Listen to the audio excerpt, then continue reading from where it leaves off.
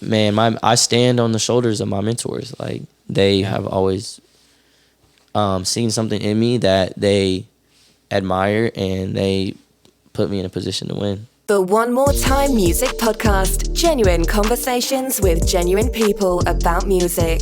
Hosted by Henry with a 3 and Playback Ben. Went from Beamer Coops to Pencils. Don't want this to end, so part that one more time. Part that one more time. Part that shit like one more time. They part that one more time. Welcome, ladies and gentlemen, to another episode of the One More Time podcast. I am your host, Playback Ben. One more time. I'm here with my co-host, Henry with a 3. Henry with a knee was already taken, so we made an adjustment. And Henry. Who do we have on the podcast today? We have Chris Paul. Woo, Chris! Took time out of his busy schedule in the series against the Nuggets right now to join us on the One More Time podcast. God, that's dedication. Thanks, Chris. Yeah, we don't know Appreciate how you... it. No, this is Kyle, our CEO Kyle. CEO Kyle. Is that a name you're going with, or is that just your Instagram name? It's just my Instagram name, but it's starting to catch on. So Yeah. It's a little bit more of a mouthful than Kyle, but you know, Sounds more official. Well, yeah. I mean, we'll see if we can integrate it into the to the flow here. So, Yeah. but yeah, what does Kyle do? Kyle is a producer and artist manager and entrepreneur, and we're very happy to have him on the One More Time podcast today. Thank So y'all for what's having me. what's awesome about this is, you know, the first 4 episodes we had artists, and I'm sorry about the rogue rampages right now. We'll get into that later. That was a technical error. yeah, technical difficulties. We've never had any of those on the podcast so far. Not any. None. Nope. Not tonight. Not ever. So the interesting thing about Kyle is that he is our first behind the artist, behind the scenes business guest. So we've had artists thus far, but like I said, on the One More Time podcast, we want to have genuine conversations with genuine people about music, artists and creatives and business people. We want to have them tell their stories of, you know, where they're from, where they're at, and where they're going. So we appreciate you coming on, Kyle. Thank you again. So how far from this studio did you grow up? I grew up in Tucker, so that's the same. Shout town. out Tucker one time. Shout out Tucker. Did you walk here? Did I walk here? No, I did not. No, I'm not that. Was it close. because it was raining or because it was too raining. far? It was too far. Tucker's one side of Tucker to the other side of Tucker would take you about 15, 20 minutes. Driving. Yeah. So if you were really looking to get your steps in, you could have walked. I used to walk From to your- school. from your house. Sometimes I would walk to school. It'd be like a good 30-minute walk. But There you go. There you go. So growing up, what kind of music was playing around the household, right? So my mom, from her, a lot of gospel. Sunday mornings, that's what we're listening to. Getting in the car, 104.7 The Fish is on. Oh my gosh. Yes, sir. Shout out to Fish. 24/7. It's my mom. And my dad, hip hop fan. But also he was into like yacht rock too. So Yacht rock. yeah, and a lot of those artists that growing up I thought were black but were actually white. Such as? Steely Dan. Wait, he's white? You know, it's a group. Steely Wait, Dan. it's a group? No, I'm just kidding. Of course, Steely Dan. What's your favorite song off Royal Scam? See, I couldn't just tell you that. Like, I didn't know. Like, back then, I was just listening to music. Okay. I wasn't oh damn, this is my favorite song. It's the beats and the feelings. The beats, of the it. feeling. Also, I didn't have an iPod, so my dad had it all on the big brick. There you go. And the CDs. He had the Black Album. That was one of his favorites, and Shout that out was one of Jay-Z. my favorites too. Jay-Z, we'd love to have you on the podcast. So you definitely know the songs on the Black Album now, right? Yeah. What's your favorite song off the Black Album now? That's one We gotta thing figure about it me. out. I'm not the best with like song titles. Like, Rick Rubin also doesn't I'll be even like- know the titles of the people that he's produced. That's crazy. So System of a Down, he did an interview with Serge Tankian from System of a Down, and he completely messed up the title. I think it was literally a song that he produced. Maybe it wasn't one he produced, but it was one that was a huge System of a He's Down so song. solely invested in just Just the the mission sound. of the sonics and Yeah. how does it sound. He's not focused on anything Yeah. else. It's a testament to his wisdom and his greatness. Shout out to Rick Rubin. We'd love to have you on the podcast, Rick, for real. I think Lucifer might be one of my. Lucifer, son of the morning. Yeah. There you go. Yep. For sure. So, other than music, what other extracurriculars were you into kind of growing up? Were you a sports guy, theater, band? What were you into? I did sports. So I played soccer since I was 3. What position? Center mid. I knew he was a midfielder. I don't know why. You had endurance, probably, right? What about him Center mid, gave right you back, midfielder right vibes? Forward The sometimes. endurance. Like I played forward because I didn't have endurance. How you know I got endurance? Yeah, I was like, what about Kyle build. gives you this? It's the mentality and the build. Yeah. The mental he endurance. keeps going. It's all of the above. There you go. Yeah.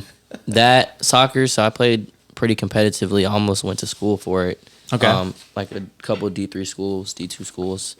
But that, and then, just I was a science kid. Like, my mom's a science teacher, so I was always at summer camps or, in some sort of like program during the summer or during the school year. What kind of summer science camps were you going to? Shoot. It's kind of embarrassing. I went to space camp. Man, shout out Space Camp. Yo, space camp is one of those things. I mean, no disrespect. I had friends that went to space camp, and I was an AP math and science guy. So it's not like I'm above the fact that people went to these types of camps. But I never did the space camp. And here in Atlanta, we have Huntsville, Alabama. I went to that one time. That's the only one I think that's close by. I'm assuming that's the one you went to. A couple times. Yep. And so 5 or 12 times. What was space camp like? Bro, it was like little mini boot camp. Like for real. It was mini boot camp. You were being prepared, not boot camp, but like astronaut camp. Like you were being prepared. Simulated missions. You would do simulated missions. You could fly a space shuttle. Like you had. It sounds incredible. We did it was great. all these experiments. So with, pissed I never went.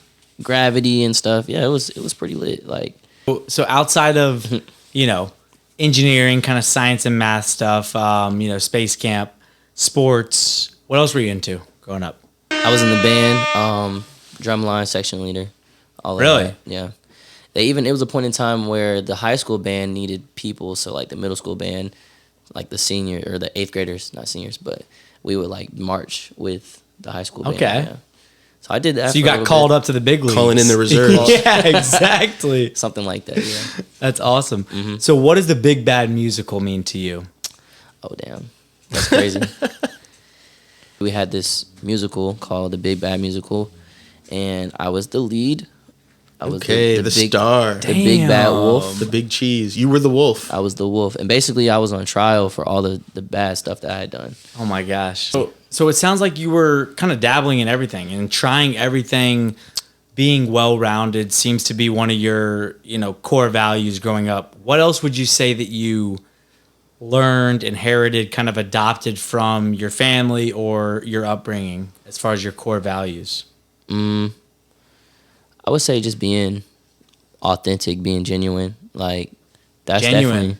We're here to have genuine conversations with genuine people about music. Thank you, One Kyle. More Time podcast. One Yeah. more time. Yeah, that was That's not crazy. planned.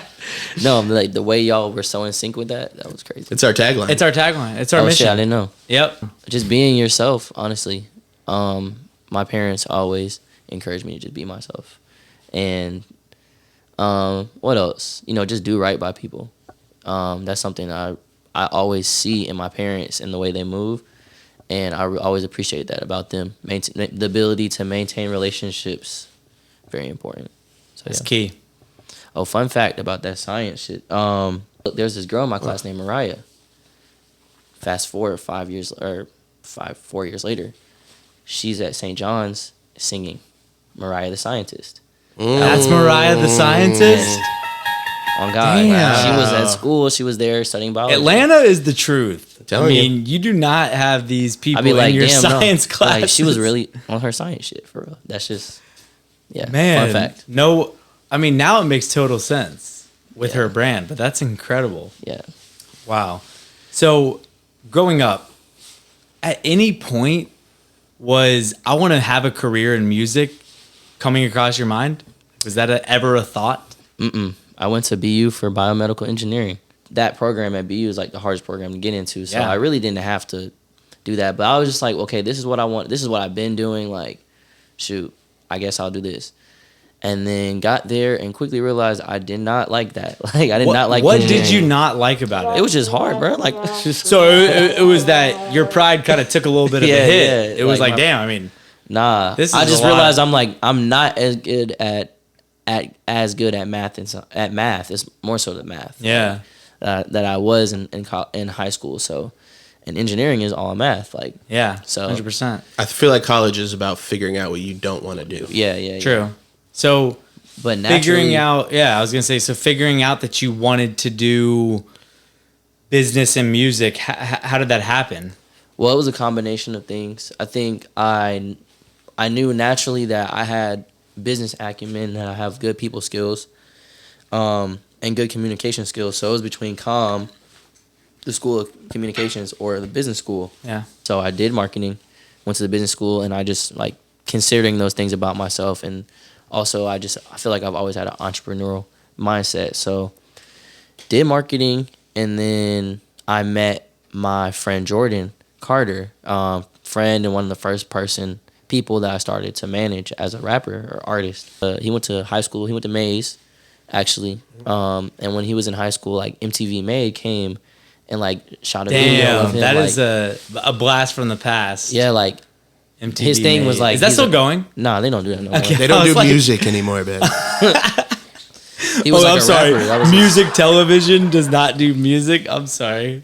He was a rapper. That was his MTV Made episode. It never got Damn. aired, but he shared this with me because we would just always be chilling and hanging out. We would hang out all the time, and then one day we were just smoking, and he was just freestyling, and I was just like, whoa. I was really taken aback by how talented he really was, and he told me that he was interested in management, or not interested in management, interested in putting out his music. Yeah. And I was just like, bro, like let me help you. How can I help Like, you? I just moved to the business school. Like, let me apply at least some of the things that I'm learning, like, to help you out.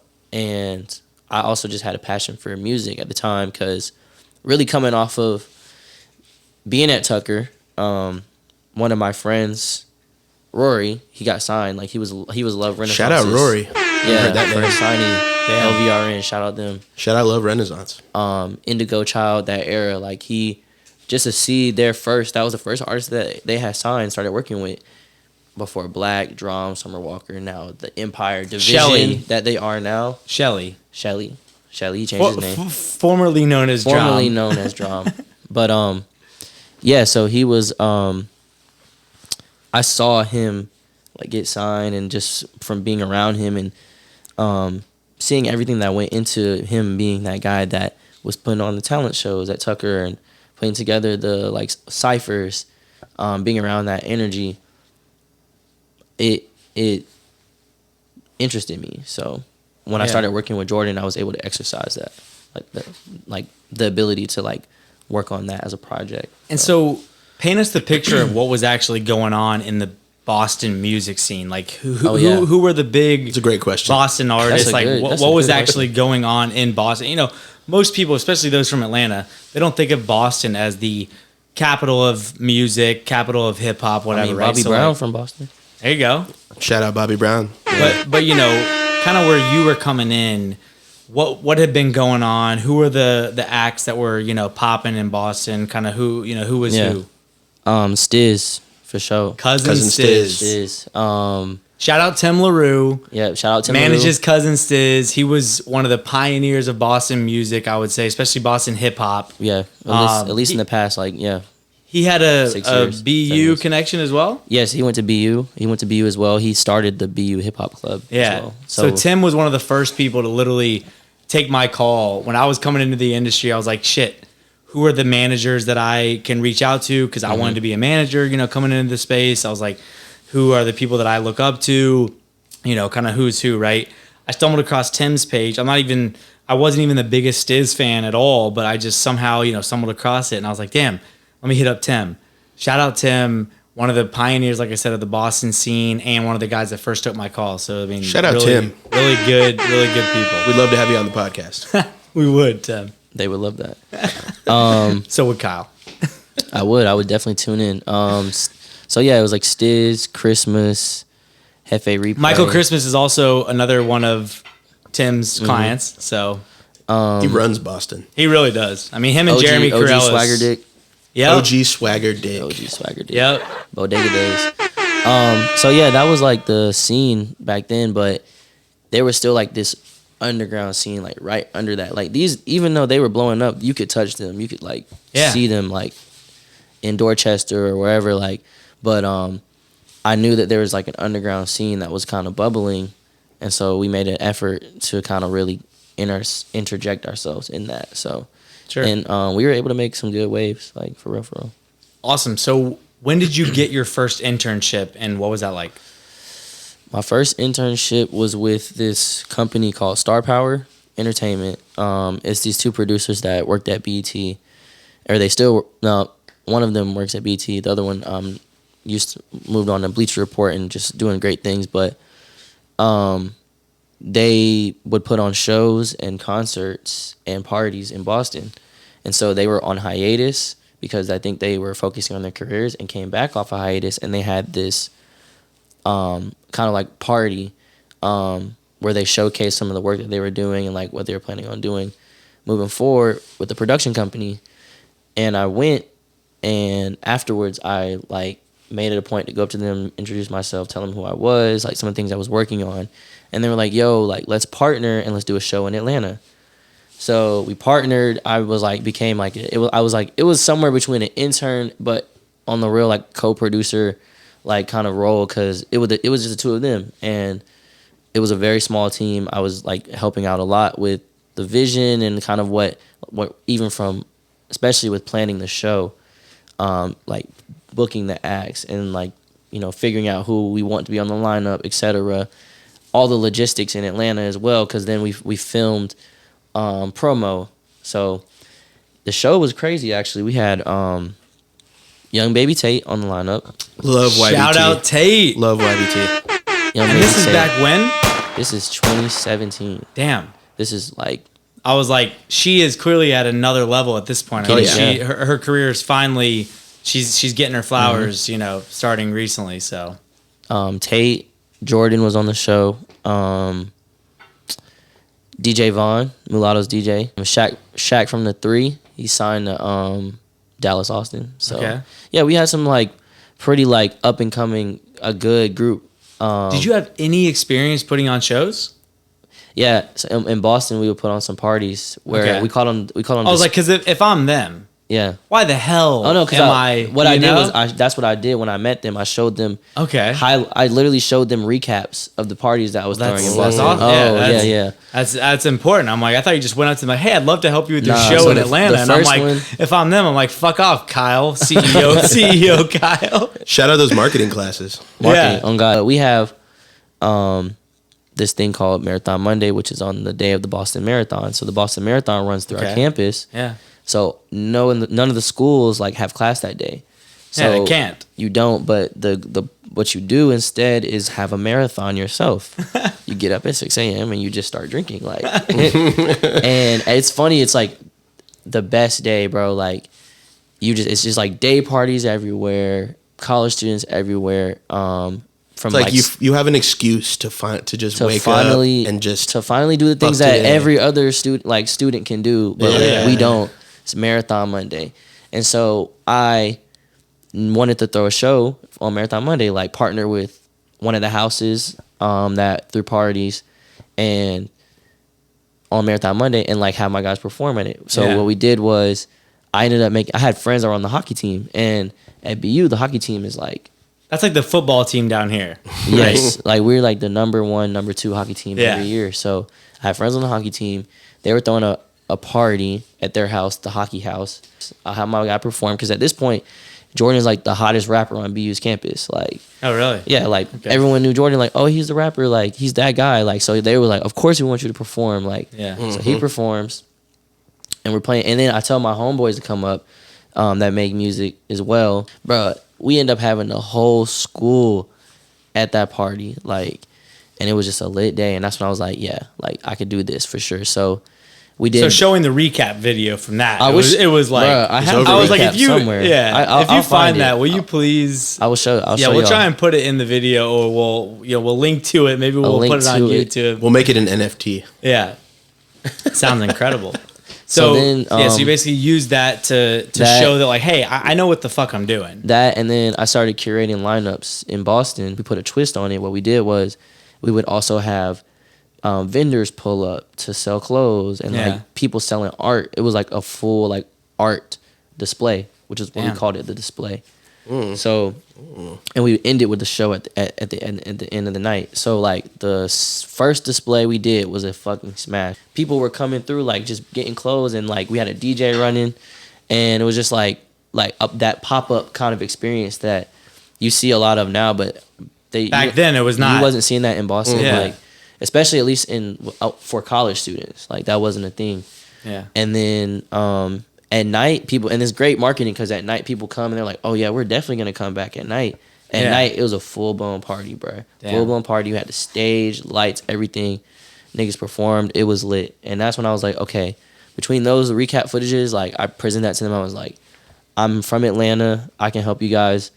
I know venues in Atlanta. I know up and coming artists in Atlanta. I can help you guys put together a show, and we did that.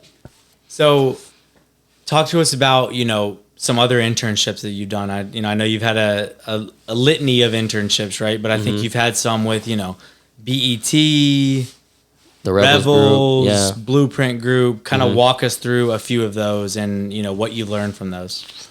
So at BET, those producers that I was telling you about, Star Power Entertainment, they worked at BET at the time. So they alley-ooped me. Shout out to them. I mean, not to say I wasn't qualified, but you know how it is. Like, you got to know somebody sometimes. So they recommended me for an internship at BET, and I worked on the talent relations team. So from working on the talent relations team, that was my first experience working with A-list, B-list, C-list talent, for real. And then also pitching talent for certain opportunities, shows, live events, etc. So that's what I did at BT. I did that for 9 months. And then over the summer, I kind of stepped up and did more of like a production assistant role with the BT Awards. So that whole experience, the shows that were put on, booking people for the shows, advancing the shows, talent gifting, logistics, all of that. So everything from travel to What's some of your expenses. best memories from that? Bro, I really can't, my best memory might be the BT Awards. I literally saw Nipsey slap the dude at the, that famous, oh my gosh. I was standing right there. That was 2018 BET Awards. He was performing with YG because they had the song Last Time That I Checked. And the way that we had set up the show, was on some okay, YG's going to come out and perform. No, Nipsey's going to come out and perform. YG's going to come out after them. They're going to close the show on Last Time That I Checked. That was the last performance. It was either the last or second to last performance because the BET Awards, they have the award show, but then before the award show, they have all these little mini concerts, stages that lead up. It's called the pre-show, and that's filmed. That's a whole film event. People are watching it live. So that was the second or the last pre-show performance before the actual show. So that day, it was, I would say, was gonna say meeting Donald Glover. I was doing talent check-in. Shout out Childish Gambino. Bro, so From Stone Mountain, by the way. Mountain, right here, baby. DeKalb School of the Arts. Yes, sir. Could he walk to the podcast? No, I don't think he could. But he. That means he's not gonna come. But just I just really felt like him. He's my creative idol.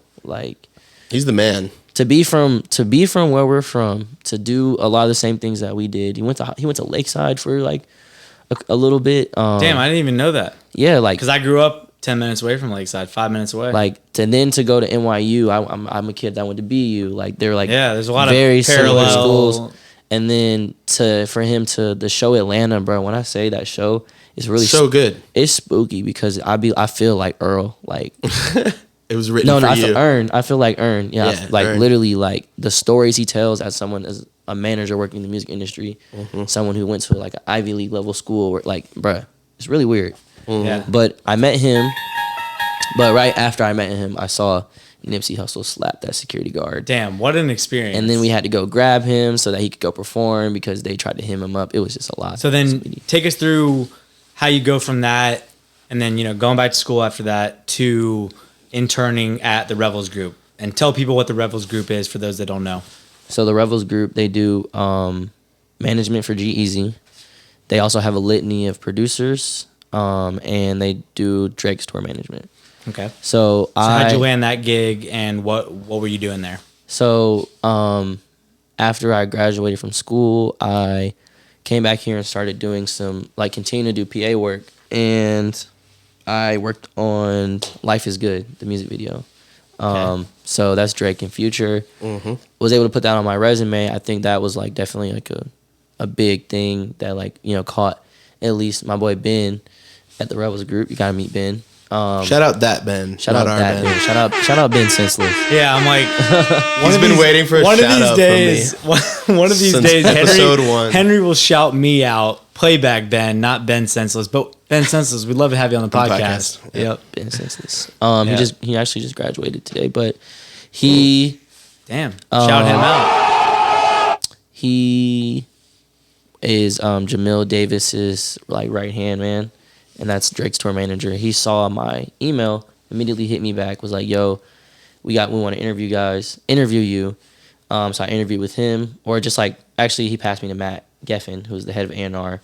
Interviewed with him, great conversation, and then next day I talked to Jamil with Matt, and immediately was like, "Okay, bet you're on." But then COVID was. And so what were you being brought on to do?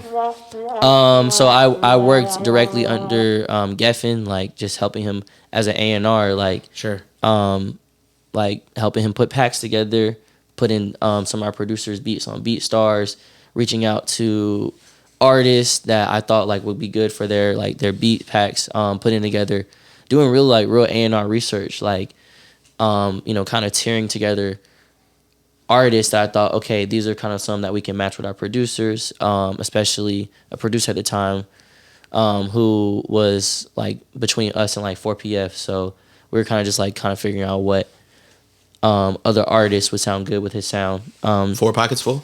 4 Pockets Full. So what would you say your biggest win was doing that, right? If just if the you were experience overall, the learning. But was there one I placed a beat for this, or is there any really big win that you're proud of, from that time? And I'm sure you did a lot, but I just, I didn't know if there was something in particular that really stood out as far as damn, that was really great that I was able to do that. So as I was transitioning from working with the Revels Group to kind of getting past to working with BPG, which I'll explain later. Sure. I went out to LA to help sequence G-Eazy's album, the new album. Decide the order of the songs and.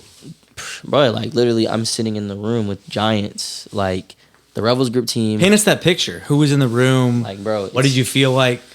I'm in the room. I'm just kind of nervous because I'm dang, am I supposed to be here? I went out there with checking your own credentials, IDing yourself. I went out there with Cortez Bryant. Shout out Tez. Shout out Cortez. Shout out Tez, man. Yeah, we'll talk about Tez in a minute. Went out there with him. He was like, "Yo, come out. We're gonna sequence G's album. We have some possible meetings with other producers and artists that we're thinking about bringing on for management." We kind of at the time were.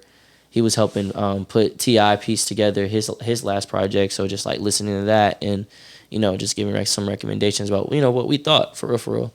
And then we went to the Revels Group office the day, which is in Beverly Hills.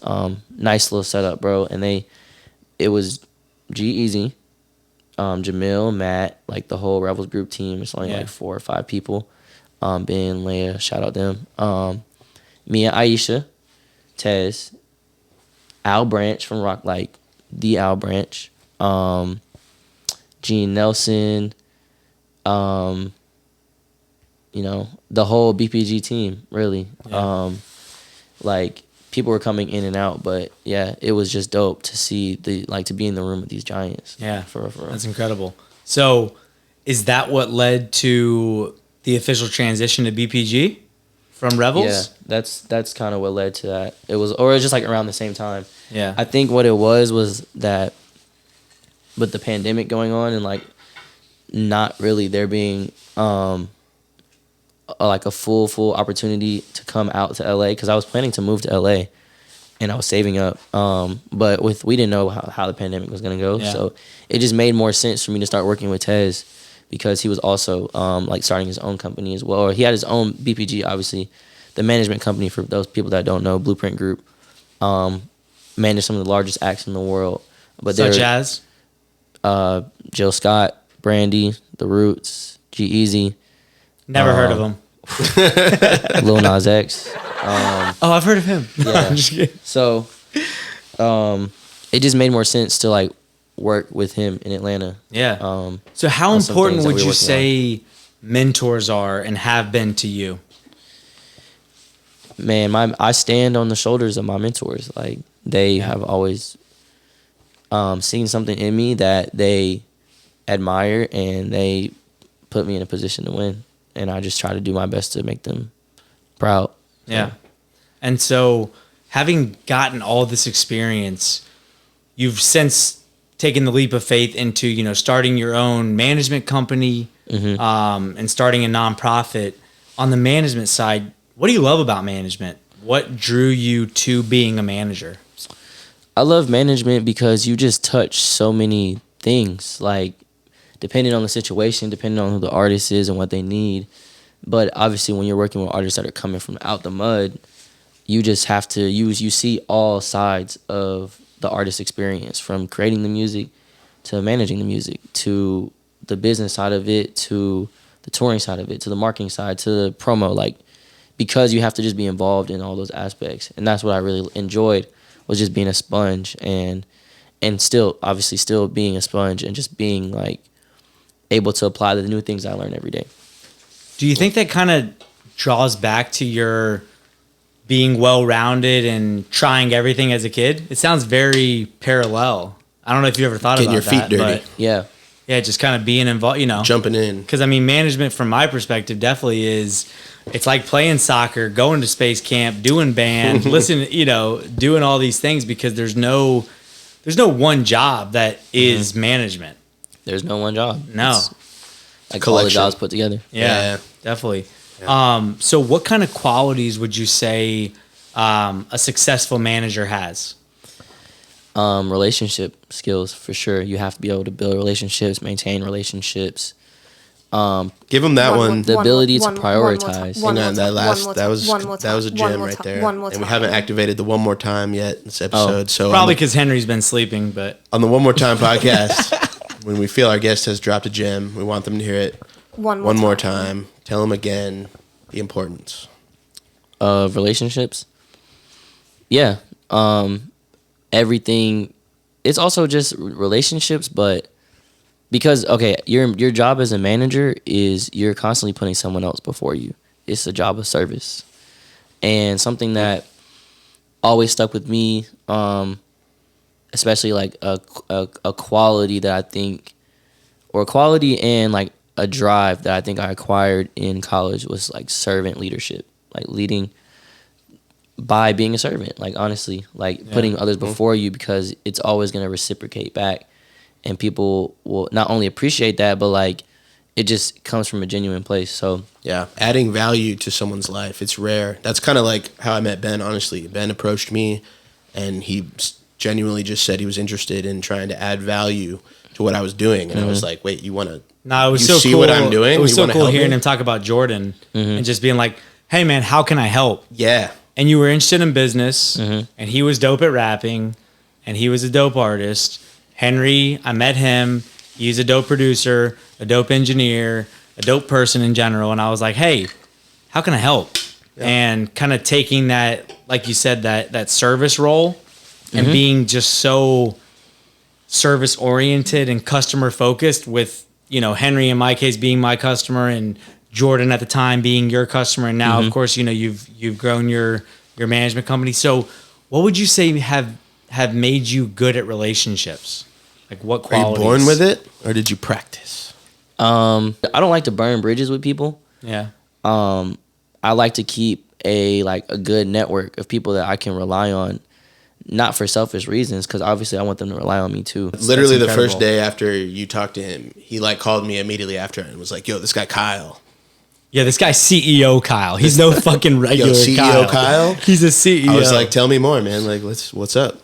That's incredible. that. So, you're obviously very entrepreneurial, and you mentioned that you started your management company, and you've also co-founded a nonprofit. So, before we get into what the nonprofit's all about, and your roster of artists, what made you want to start a business, with someone? How did you know it was the right fit? Because co-founding something, it's like bringing them into your family. I mean, it's a very big deal. What did Yeah. you see in your co-founders, and why did you make the decision to start a business and in a nonprofit with them? Actually, you're like the second or third person that recently told me that. Like, I didn't think of it like that. Like, I should have. I'm saying that I should have, but I was just like, man, let me get this LLC. Like, these are my homies. Like, let's make this official. And it worked out perfectly. It worked out, but I wasn't like, oh, this is an intimate thing. But I Yeah. should have been thinking of it that way, because my older bro Kobe, who it's so crazy just how we met. And we'll get into that later. But he told me that he was like, yeah, man, you shouldn't just start businesses with people like, Just because, that sounds Just like okay. 'cause, It's like, kind of a big commitment. it's like, yeah. And I was, Decent idea. I'll try it. with but these people. I genuinely trusted these people. Yeah, who are some of the artists you're working with now? So some of the artists I'm working with now, continuing working with Rome, and Lil Grody. Shout out Grody and Shout Rome. out Lil Grody. Grody's been known to be in this studio. Yep. More recently, I picked up an artist from Spain. His name is Callum Heaslip. Flip. He was on The Voice in Spain. He Dope. has like a Justin Bieber, Shawn Mendes look for Okay. real. Almost like 500,000 followers on Instagram. Damn. Wow. And the kid can sing his ass off, like pop star for real. Started managing him. Swavy, my boy Swavy, that's Shout out SWAVIE, Swavy. Okay. He is a super talented R&B artist. You like Bryson Tiller, you will really love him. Has a look, the whole nine, like really just working on his demo right now. What's his latest record? Dear You. Yes. Let's play a little snippet from that. Stream Dear You. You want to play it right now? Yeah, let's play it. They always told me it would end this way. Got nothing left to say except, did you love me? This is letter that I wrote. These are letters that I wrote to you. Love me, if not, love me for the both of us. That's a dope record. Swavy. Thank you. I'm about to have Callum and Swavy, like we about to put them through a little Matchmaker. artist boot camp. Let's go. Nah, but just like really about to just bring them down here to Atlanta this summer. Is it going to be anything like the Space Camp boot camp? It's gonna be fun. There you go. Yeah. So was that though, right? So was But that. it's just really honing in on their sound, getting their Yeah. demo together, and getting hella content here in the city of Atlanta. Sure. For us to just go crazy with in the fall. Yeah, who else do you have on your roster? Recently started managing this producer, Mike Major. Shout out Mike Major. Shout out Mike Yeah, Major. he's dope. Super dope. And only He's here in Atlanta, right? 2 Chainz, Gunna, huh? Mike's here in Atlanta, right? Yep, he's here in yeah, Atlanta. okay. Awesome. And then recently for the past 4 months, been day-to-day managing for Nebuchadnezzar. Yeah, I was like, there was one I Yeah. thought you were missing. Nebu, That's gassed awesome. up, shorty, set up. Yeah. 40. Yeah. For sure. Yeah. So you got the management company and your nonprofit. Mm-hmm. Tell us about the nonprofit. What's it called? What's it all about? What inspired it? Okay, so the nonprofit, Project Go Dark, that's what it's called. It was really inspired by the energy that came from, the lack of resources, the lack of a pipeline. It seemed like during COVID and during the protest, everything that was happening last summer, that energy kind of propelled me to come up with, because I was in rooms with people like top level executives that were trying to figure out like, okay, like this is going on in the world right now. how can we change what we can touch? How can we change the music industry to make it better? And these people, shout out to the Black Music Action Coalition. So then I thought of this program called, it's just the music industry pipeline. We haven't come up with the official name yet, but it's basically a 10-week summer program where we take HBCU students and they will apply for the program, but we take 10 of the brightest HBCU students that we can find, and for 8 weeks we match them with an internship in the city of Atlanta, a Black-owned ecosystem that will match the things that they want to do in the industry on that executive management side. And then for the first 2 weeks, it'll be like orientation, somewhat like a course that the students take that's similar to like everything you need to know in the music industry, that book. Yeah. Shout out Donald Passman. Shout out Donald. How many Passman. versions of that book? Dude, he's on like version 1,000. Yeah. He's going to write them until he dies. But it'll be a course that the students can take. And actually, the Cortez, he teaches a course at Jackson State that's very similar. Oh, okay, cool. He even like had Drake come and like speak one night. Like, that's huge. And I've heard of him. Our operations manager, Nina. I haven't. Nina Packer, shout out her. She has the same course at FAMU. So it just made sense. Like, okay, let's implement this course. Students can take it. And then we immediately place them in an internship. So they get stamped and approved. Like, these are the next class of music industry execs, you know? Yeah. And so it's like a bottom-up approach to getting more people that look like me into the industry, because America's number one cultural export is Black culture. Like, we can't sit here and cap. Like, yeah. Sure. So, but oftentimes I'm a customer.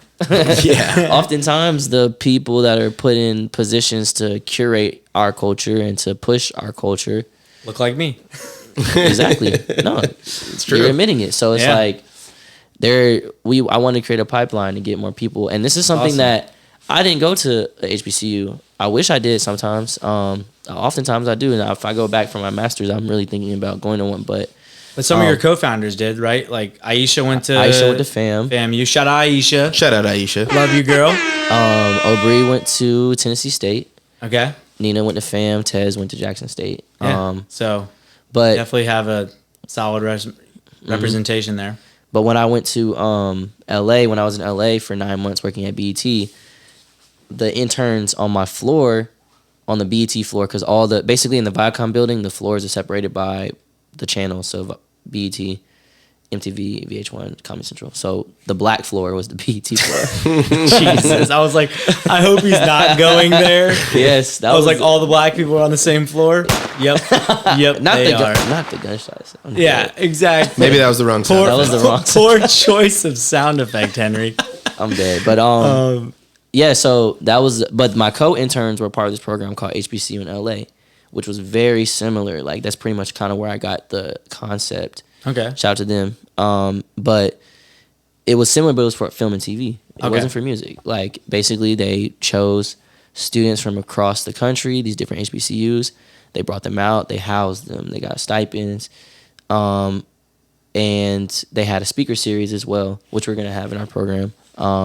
Speaker series. And so the students would, after work, they'd like, yo, come back to campus, it was on Sunset Boulevard. That's where the Viacom office is, and Emerson's campus was where it was housed, that building on Sunset. So it's literally walking distance.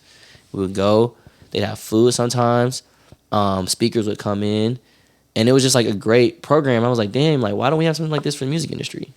Damn. So it was like, well, here's an opportunity. That's what's so cool about this in Atlanta. About entrepreneurs is that they don't take this like unique novel idea, but they apply it in a different way. Mm-hmm. That's what's so cool. It's context. Like you saw this thing, you're like, shit, this does exist already, but it's for they're doing this a great job, specific purpose. Mm-hmm. Why don't we do it for this? Right. And I feel like there's so many great ideas, and I'm obviously blanking as far as like other really prime examples, but I mean, shout out to Key. Shout out to Key Opens Doors. Key Henderson. Shout out Key, man. Key is my dog. Good people. Key really opens doors, bro. She puts on so many people. But Key has this thing. She's awesome. That's how we met. That is how Since we the met 80s. since the 80s. Yeah, the 40 exactly dinner. Yeah.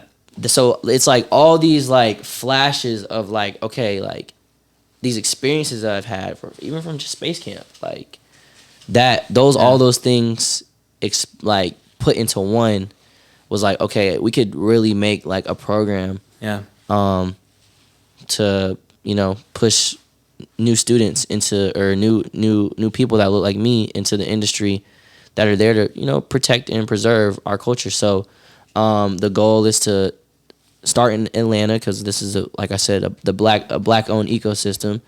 The only thing separating Atlanta from being LA and New York is we don't have media outlets out here, but like we know what it is. Yeah. Like, but then expanding to New York and LA, where those bigger record labels are, so that the students can intern there and intern there. So when's the first class supposed to start? So we received funding from Spotify for the program. Awesome. Nice. They funded the first year.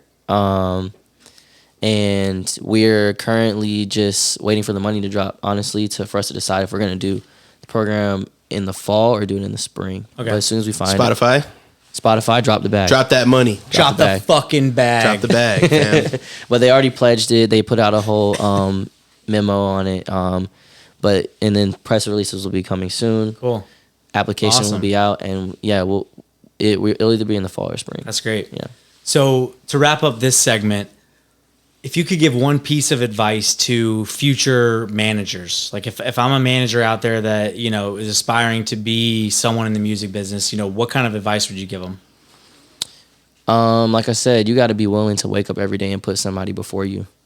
Say that one more time. Not the left, but one more time. And I won't say every day, because you'll have time to take for yourself, but like that has to be the mindset if you want to break an artist, honestly. And that's ultimately what I want to do, is build, break, and continue to put out records. Like, and I'm transitioning more from like management to the A&R side, the facilitator side, the connecting the dots side, on a larger scale. But that, and I would say make sure you network laterally. Networking laterally was so important, because I was able to do that and make these just so many connections. So I didn't go to school in Atlanta. I went to school in Massachusetts.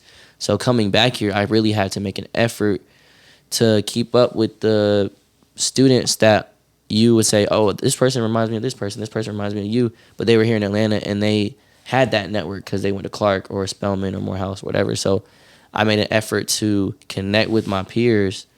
And now we're just doing so much dope shit together. Like, it's just so many people in this like team that we put together, and we just been making sure that we stay connected. And now it's like I see these people everywhere, like just moving, and it's just like it feels like, damn, there's a class of us, like, and that camaraderie is cool, and we're just there to help each other out. So yeah, that's dope.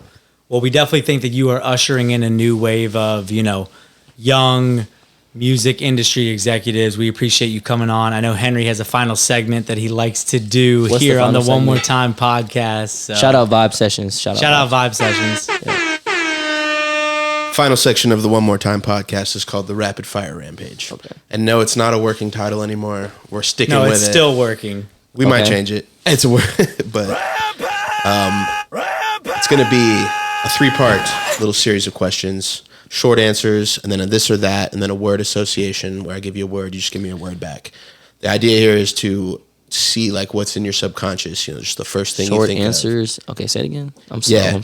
I'll break each one down as we get there. All right. So first section is just short answer. I'm just gonna hit you with some quick questions. I feel like I'm on Hot Ones. You are. This is a Hot Ones variant for sure, but it's the Rapid Fire version. Rampage. So non-working title. Working, non-working. Permanent title. Let's go with it. So, popping off the short answer. Give us your favorite wings in Atlanta. JR Crickets. Shout out JR Crickets. JR Crickets. With the blue cheese. Of course. Ooh. Give us your favorite sports team. Man, Atlanta United, but definitely the Hawks right now. Didn't see United coming. I love that. I mean, big soccer guy. Yeah. That's right. That's true. And City. And the Falcons. Yeah. Okay. Yeah. That's a Manchester City. It's Manchester City. Yes, that's probably a love-hate relationship. The definitely. Falcons. Oh, both the City and Falcons. Well, yeah. Okay. If music disappeared tomorrow, where would you focus your energy?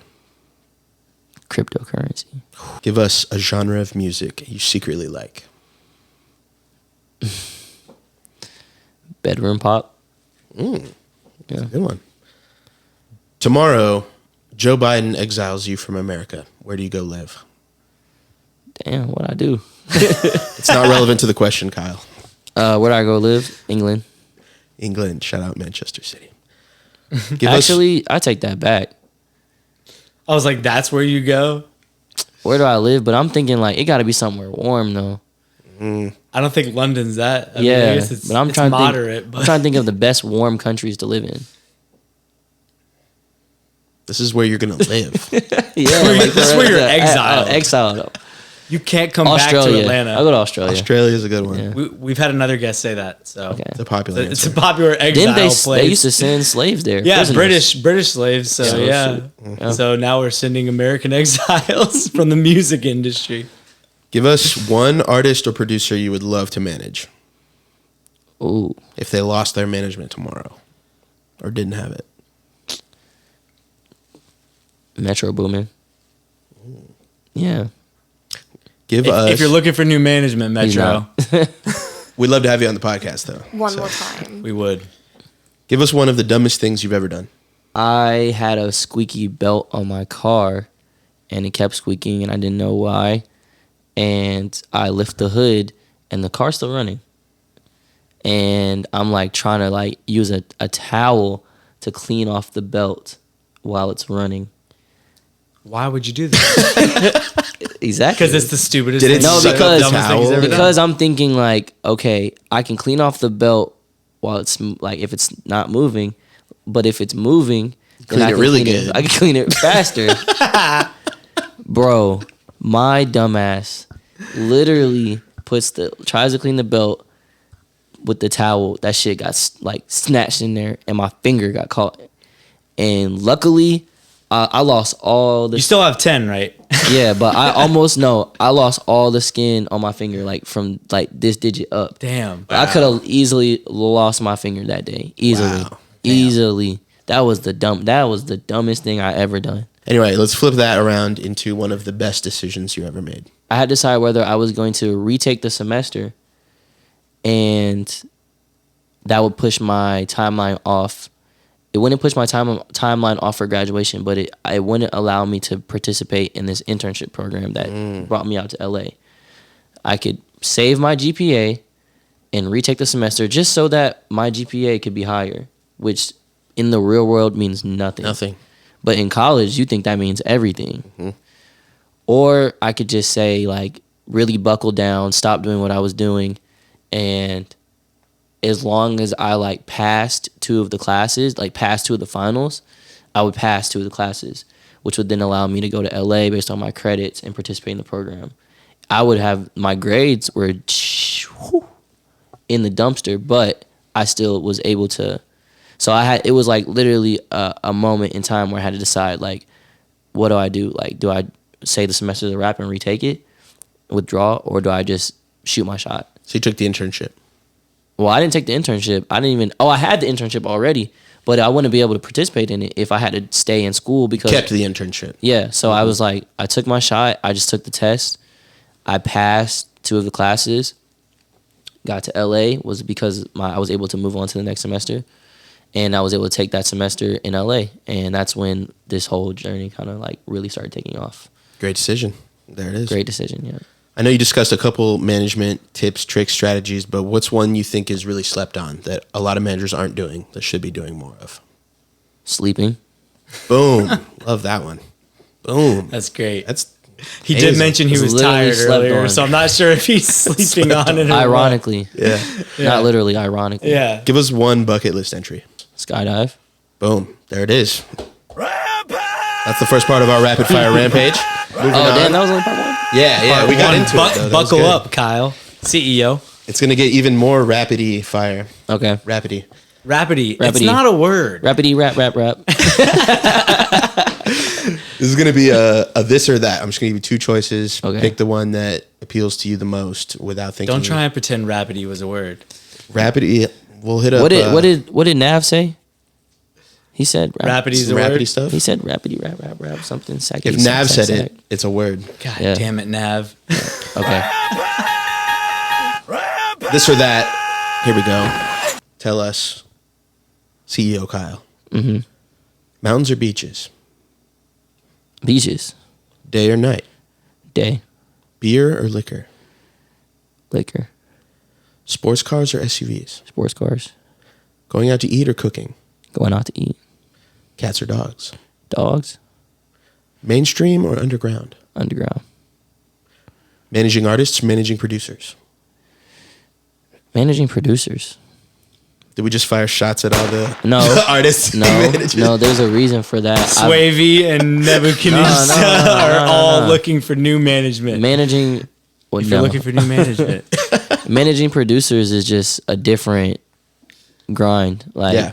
But it's like, I won't say you kind of get jaded by managing artists, but like you learn a lot, bro. Like, bro, sometimes people don't appreciate you. Like, that's just realistic. Like, but with managing producers, also that, and just like you really get involved in these people's lives. Sometimes it's like it's sometimes in an unhealthy way. Managing producers is less hands-on. Like, you know, for me, my goal of managing producers is sending out packs and getting them in the room, really getting them in the room, because that's like the next step to landing anything. But, yeah, but I'd also probably say that more because I've just been thinking about it more, like, and doing it more. But both are, I love both. I love both. That's a good answer. Good answer. Sushi or barbecue? Barbecue. Boom. Part 2. In the books. Final part of the rapid fire rampage. Word association. I'm going to give you one word. Give me the first word that comes to mind. Okay. The littler you think. You think the better. The better. Littler has become a word on this podcast Yep. now for It's whatever our go-to stupid word. reason. I gotta close my eyes. Yeah, that That's actually fine. might help. Go ahead. We should require that of our guests. Yep. Okay. Caffeine. Coffee. Money. Power. Goat. Cheese.